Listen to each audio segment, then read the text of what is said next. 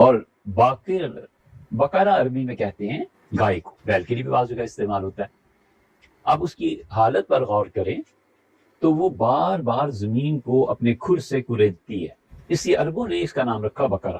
وہ جو جستجو میں رہے، وہ جو تلاش میں رہے، وہ جو ہر لمحہ دریافت کرنا چاہے کہ علم کیا ہے، اس زمین کے نیچے کیا ہے، تو اس لیے باقر اس شخص کو کہتے ہیں جو دن بدن علم کی طلب اس میں بڑھتی جائے، اور اللہ تعالیٰ اسے غیبی علوم یا شرعی علوم یا یہ چیزیں عنایت فرمائیں، کیونکہ جب اس کی طلب بڑھے گی تو اللہ تعالیٰ کی طرف سے اپنے فضل سے وہ رسد بھی دے دے گا، اپنے فضل سے اس کو بڑھا بھی دیتا ہے۔ اس بچے کا نام باقر رکھا جاتا ہے جو علم کی طلب میں محنت کرے، آسان سی بات ہے۔ اور رسول اللہ صلی اللہ علیہ وسلم جانتے تھے کہ حضرت زین العابدین رحمۃ اللہ علیہ کی اولاد میں یہ ہوگا، تو حضور اقدس صلی اللہ علیہ وسلم نانا ہوئے، پھر پر نانا تو وہیں بن جاتے ہیں جہاں حضرت زین العابدین ہے۔ زین العابدین سے نیچے امام باقر رحمۃ اللہ علیہ ہیں، تو باقر 1، زین العابدین 2، حسین 3، علی 4۔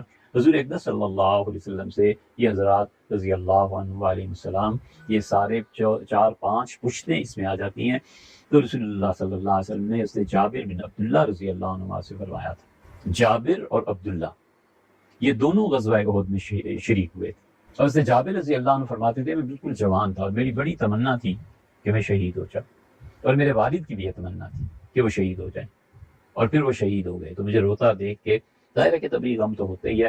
حضور اقدس صلی اللہ علیہ وسلم، جابر میں تمہیں بتاؤں تمہارے والد کس عظیم درجے پہ پہنچے، اللہ نے کبھی کسی سے گفتگو بغیر پردے کے نہیں کی، اور اللہ نے اپنے سامنے بٹھا دیا، اور اللہ نے فرمایا مانگ، کیا مانگتا ہے، تو نے میرے راستے میں شہادت پائی ہے۔ انہوں نے کہا اللہ دوبارہ دنیا میں بھیج دے، تو اللہ تعالیٰ نے فرمایا یہ ہمارے قانون کے خلاف۔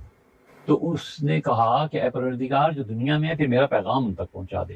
ان کا وہ پیغام وحی کی صورت میں سورہ آل عمران میں اللہ نے نازل فرمایا ہے۔ وہ جابر رضی اللہ عنہ کے والد تھے، جابر بن عبداللہ۔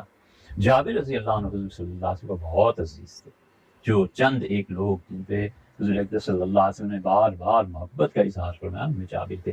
جابر رضی اللہ عنہ فرماتے تھے کہ ہم ایک مرتبہ ایک سفر میں تھے، تو میرا اونٹ بہت طاقتور اور بہت بھاگنے والا تھا۔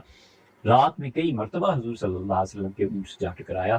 نبی کریم صلی اللہ علیہ وسلم نے اس ایک رات میں 25 یا 27 مرتبہ میرے لیے کہا کہ اللہ جابر کو بخش دے، اللہ جابر کو بخش دے۔ ان سے آپ نے فرمایا تھا کہ جابر میرا پڑپوتا باقر جب آئے دنیا، جب باقر سے جب ملو تو میرا سلام اس سے کہہ